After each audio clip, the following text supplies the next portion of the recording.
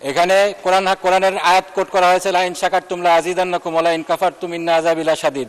ওনাদের প্রশংসা করলে ওনারা আরো বাড়ায় দিবেন, আর ওনাদের না করলে ওনাকে আমাদেরকে পিটাবেন নাকি, এই ধরনের বোঝাতে যাচ্ছেন? আল কোরআনে আরেকটা আয়াত আছে মাননীয় স্পিকার, ওয়া মাকারু ওয়া মাকারাল্লাহ ওয়াল্লাহু খায়রুল মাকিরিন।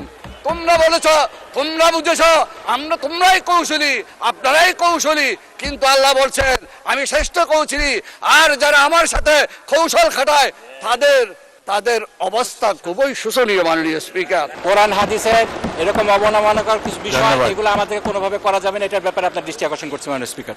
আলমগীর মোহাম্মদ মাহফুজুল্লাহ ফরিদ একজন মৌলানা, মাদ্রাসা পাস, দাখিলা। লইন শাকারতুম লা আযীদান্নাকুম ওয়া লইন কাফারতুম ইন্না আযাবি লাশাদীদ, যেটা উনি বলেছেন সেটা প্রাসঙ্গক্রমে বলেছে। আমরা যদি আল্লাহর নিয়ামতের শুকরিয়া আদায় করি, আল্লাহ আমাদেরকে আরো বাড়িয়ে দেয়। আমাদের মাননীয় স্বরাষ্ট্রমন্ত্রী উনি এটা নিয়ে গেছেন, বাজেটটা খুব ভালো হয়েছে, অতএব বিরোধী দলকে বাজেটের প্রশংসা করতে হবে। এটা যদি প্রশংসা না করে তারপর আযাব আসবে, এই দিকে নিয়ে গেছিল উনি। ভুল হয় ওনারা শুদ্ধ করে নেবেন।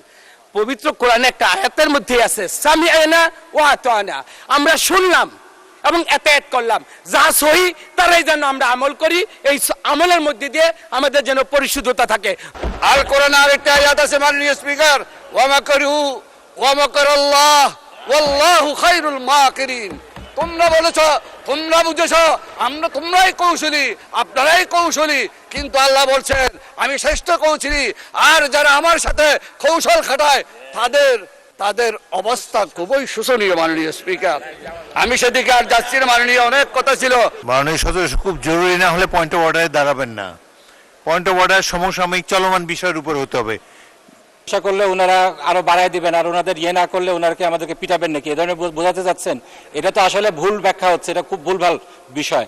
এ ব্যাপারে রাসূল সাল্লাল্লাহু আলাইহি ওয়াসাল্লামের কঠোর সতর্ক বাণী এসেছে যে এইগুলা বিষয়ে ঠাট্টা বিদ্রুপ করার বিষয় না।